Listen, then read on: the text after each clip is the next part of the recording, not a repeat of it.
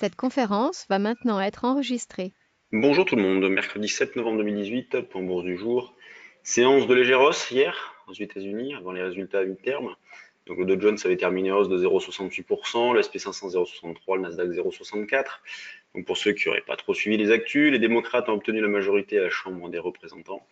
Et les républicains conservent quant à eux le Sénat, ce qui dope un petit peu les marchés ce matin, puisqu'on retrouve le CAC à 5125 points, en hausse de 1%. Bon, il faut dire qu'hier, on avait terminé un petit peu bas, donc le marché hier a évolué sans grande conviction une nouvelle fois, un peu plombé avec une ouverture un petit peu surprenante parce qu'il avait ouvert plutôt pas mal à 8 heures et puis tout de suite patatras dès 9 heures parti à la baisse. Ensuite on est resté plombé. Il a fallu se contenter de petits rebonds pour tenter des ventes. Là aujourd'hui on a un rebond un petit peu plus satisfaisant pour vendre. Moi d'ailleurs je viens de vendre à 5123,5. C'était l'idée que nous proposions dans le trade du jour notamment. Alors c'est sûr qu'il y a de quoi se poser des questions au vu de la vitesse de la reprise, mais on tente une petite vente. Le niveau d'information, quant à lui, il est un peu plus loin, hein, il est une centaine de points dessus. C'est pour ça que on peut le faire d'autant plus facilement quand on a des options en face, des calls en face. Surtout que la volatilité reste très faible, on peut encore s'appuyer sur des options novembre. C'est sûr qu'il ne reste pas énormément de temps, puisque l'échéance sera la semaine prochaine, mais ça permet de fermer des risques, de ne pas se poser trop de questions.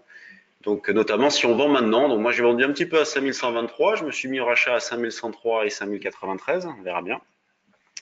Donc c'est ce qu'on va essayer de dérouler, notamment dans le trade du jour également. Le DAX a atteint le niveau de vente aussi, puisqu'on avait proposé sur le trade du jour 93. Donc on a vendu au plus haut le CAC, alors pas tout à fait le DAX plutôt. Donc le CAC on l'a pas tout à fait vendu au plus haut, mais le DAX c'est impec. Donc et là sur le DAX, en ce qui concerne les niveaux de rachat, on peut très bien aller chercher cette zone de 11 535,40, voire pourquoi pas 11 480. Vous voyez, dans le même esprit que le CAC, par exemple, vers la zone des 5 085-90, on pourrait très bien retrouver le DAX vers 11 480-90. Le contexte de fond sur l'ensemble des marchés reste identique. On a des marchés qui sont très hésitants, très creux. On a une petite amélioration sur les mid et small cap. Il y a quelques touches à l'achat, c'est ce qu'on a remarqué notamment hier. Mais sur le fond, il n'y a toujours pas de force de conviction. C'est pour ça que proposer des niveaux d'intervention est un petit peu plus aléatoire que dans la phase baissière que l'on a eu il y a 1 à 2 semaines, où là on donnait des niveaux très forts avec des degrés d'opportunité très forts. Là c'est un petit peu plus aléatoire, les marchés bougent dans le vide pour pas grand chose, mais on tente quand même des petites choses, donc notamment des ventes qu'on a pu faire donc sur 5123, 11 593. L'eurodoll lui revient dans une zone de vente possible, autour de 1,14, 70, 75. Sur le trade du jour, on essaie de gratter un petit cran au-dessus, donc on est plutôt placé vers 1,14, 83 pour viser des retracements de 30-40 pips pour commencer à alléger la position. Quand on regarde du côté des actions, donc commençons par les valeurs du CAC, on a la plus forte hausse qui est Veolia, donc on a eu un gap à la hausse sur Veolia avec tout de suite un relais. On a Arcelor qui est en hausse de 2% aussi, Crédit Agricole qui a sorti ses chiffres, donc ils sont plutôt bons, en ligne, elle perd 1%. On voit une grande régularité, il n'y a pas d'excès, il n'y a pas de plus 5, plus 6, il n'y a pas de moins 5, moins 6, donc c'est plutôt une bonne chose. Ça, vous voyez, c'est un comportement plutôt sain du marché, avec beaucoup de régularité, donc de l'arbitrage bien évidemment. Le CAC, donc il est là. Pour l'instant, on est à 115 millions, il est 9h18. C'est pas énorme. On surveillera le croisement des moyennes mobiles d'ailleurs. Le croisement des moyennes mobiles 5 et 21. On pourrait se retrouver ce soir dans la même configuration aussi sur le SP500 et sur le Russell 2000. Donc on verra pour en parler d'ici la fin de la semaine. Quand on regarde du côté des mid et small, donc je disais qu'il y avait quelques touches, notamment hier. Vous voyez, c'est confirmé aujourd'hui. On a Sequana qui bouge avec du volume, Stantis, CGG. D'ailleurs, nous, sur le trade du jour action, on a proposé quelques valeurs hier à mettre sous surveillance. Actia Group à surveiller aussi. C'est une valeur qui a des fondamentaux pas mauvais, je crois, Actia.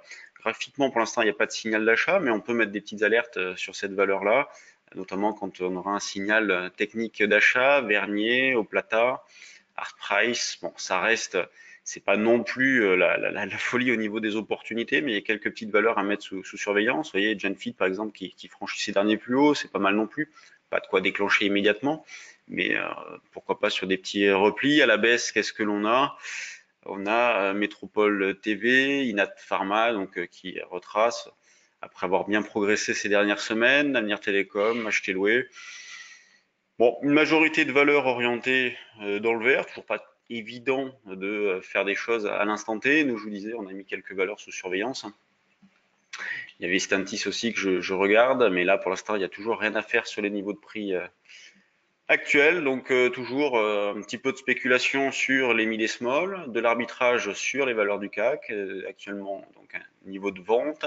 Au-dessus, il y a plein de petits niveaux sur le CAC, notamment, et pourquoi pas, la zone des 5153 si jamais le marché venait à prendre de la vitesse. Donc, il y a un potentiel de reprise. Le marché n'est pas mal. C'est ce qu'il faut retenir. On tend vers un biais neutre. Tant que le marché évolue au-dessus de 5055-60, on tend vers un biais neutre. C'est pour ça qu'il faut être méfiant sur les ventes. Il ne faut pas trop insister.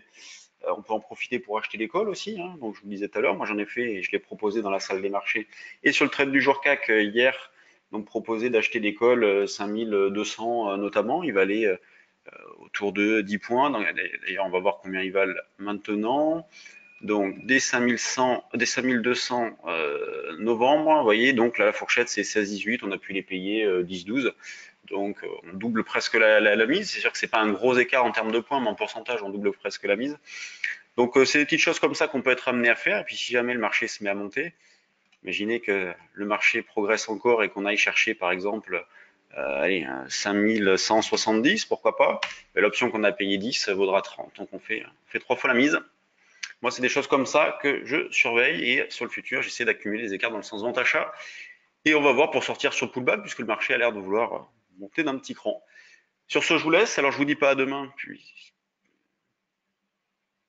vous dis pas à demain puisqu'on est en day trading live. Et donc, on se retrouve vendredi. Salut tout le monde.